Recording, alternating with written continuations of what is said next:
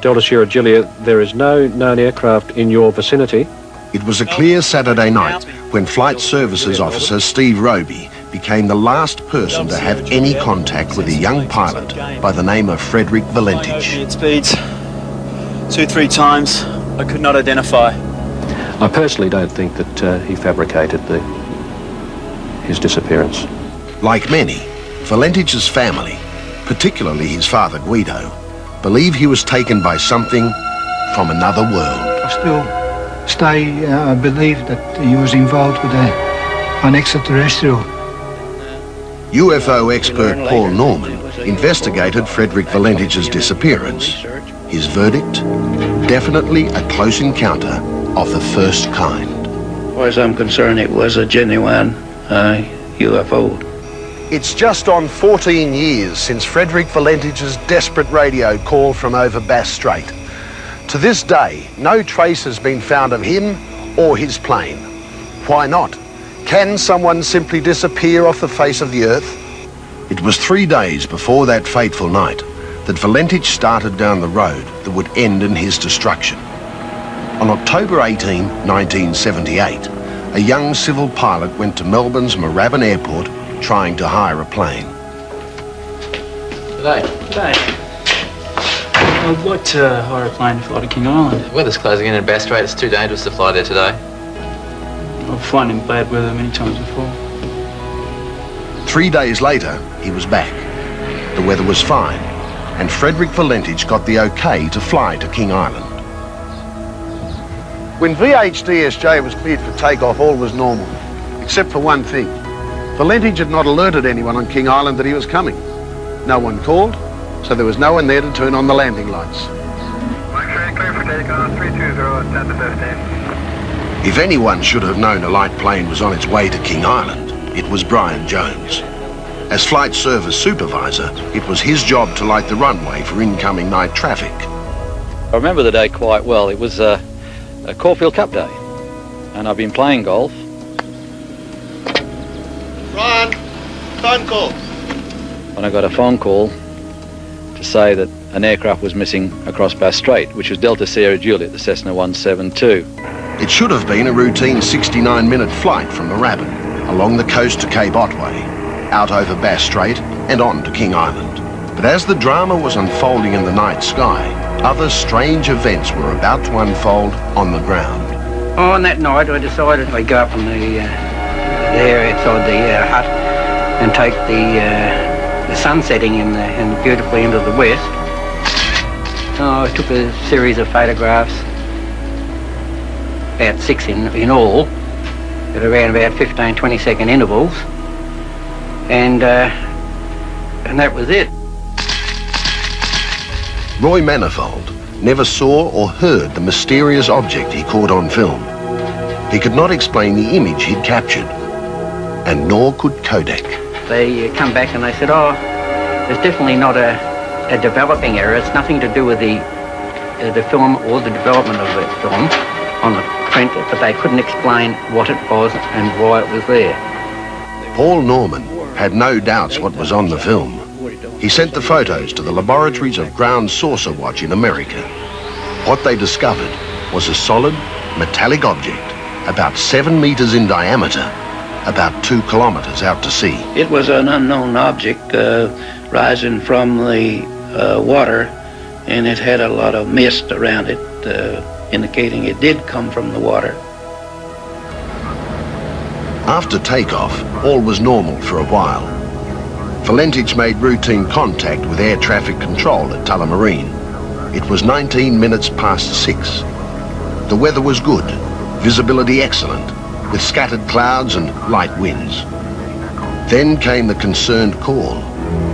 It was to be the last conversation Frederick Valentich ever had. Melbourne Delta Sierra Juliet is not an aircraft, it is...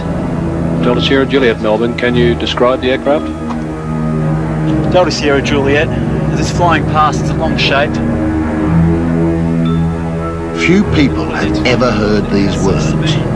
The exact words uttered by Frederick Valentich in his last call to air traffic control. Melbourne, it's approaching now from due east towards me. Delta Sierra Juliet, Melbourne. Delta Sierra Juliet. He seems to be playing some sort of game. He's flying over me at speeds 2-3 times I could not identify. Delta Sierra Juliet, Roger. And how large would the object be? Delta Sierra Juliet, Melbourne. It seems like it's stationary. What I'm doing right now is orbiting, and the thing is just orbiting on top of me. On King Island, life was going on as normal. But some did report strange lights in the sky, as did scores of others on the Victorian mainland. There were more daytime sightings reported on that same day in any period of activity I've ever investigated. In my mind, knowing my son, I was sure that he was encountered something very seriously, because he would never go on that radio and compromise his future career as a pilot. It is hovering and it is not an aircraft. Delta Sierra Juliet. Delta Sierra Juliet, Melbourne.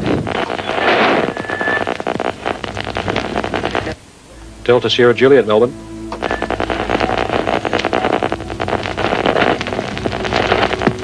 Delta Sierra Juliet. Delta Sierra Juliet, Melbourne.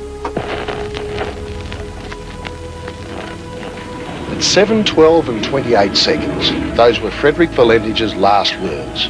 Then a long and loud metallic sound. The engine had the characteristics, for example, electromagnetic effect. Frederick Valentich was never heard from again. At this moment, he simply vanished. When Brian Jones was finally alerted, it was already too late. A distress phase had been raised on the aircraft, and they wanted me to get out to the airport here, turn on the runway lights and start calling the aeroplane. Delta Sierra Juliet, this is King Island.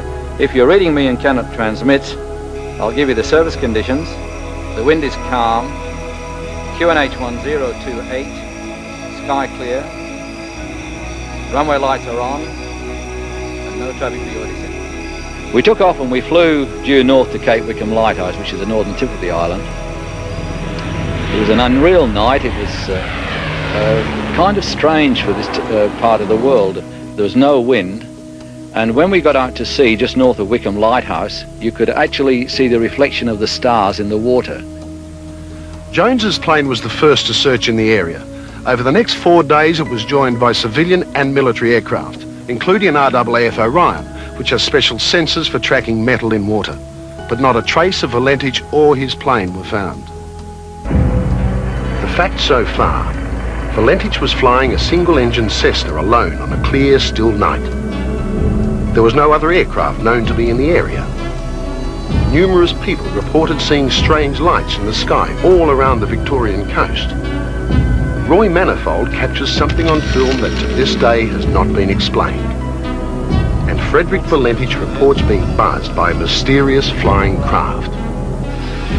For Guido Valentich and his family, the mystery has been a 14-year nightmare, made worse by the fact they still don't know the fate of their son. Good morning, sir. I'm after Mr. Valentich. That's me. Mr. Valentich, can you tell us where your son is, thanks? No, he's supposed to come back from King Island last night. The worst things that might happen to him would have been being abducted by some unknown civilization, and possibly will take, we don't know how many years before we'll be able to see him again. In my heart, I do believe that one day I will see him again. I don't feel that he staged his disappearance. I'm quite open on it. I really don't know. He possibly went on could be a suicide mission. And there was a real encounter with an unknown flying object. Valentich's girlfriend Rhonda Rushton had flown with him on every flight except his last. In a strange postscript to this story, Rhonda travelled to this motel for a rendezvous planned before his disappearance. The motel manager claims Rhonda asked for Valentich, and when told he wasn't there, seemed visibly upset. This was 7 days after his last fateful radio call. Isn't he the young lad that went missing over Had she finally come to grips with the fact that his disappearance was not a hoax? To this day, this event remains unexplained, as does the disappearance of Frederick Valentich.